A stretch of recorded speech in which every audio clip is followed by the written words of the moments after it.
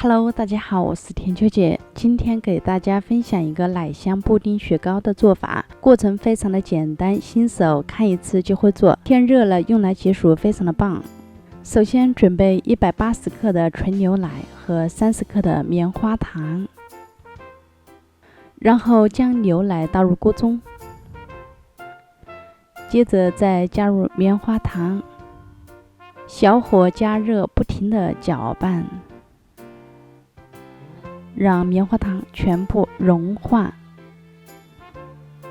下面我们再来准备雪糕模具，将雪糕棍插入模具中，倒入放凉的牛奶液，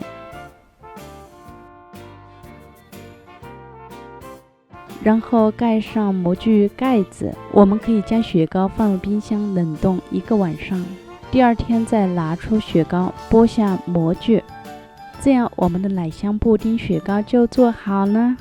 奶香浓郁，口感醇香，入口即化，没有一点冰渣，比起外面琳琅满目的雪糕好吃多了。手残党也可以轻松完成，学会了再也不用出去买雪糕了。喜欢的朋友也可以自己尝试做一下哦。那我们今天的视频就分享到这里了，我是田秋姐。喜欢我的视频，感谢你留言评论和转发哦，感谢您的支持，我们下期再见，拜拜。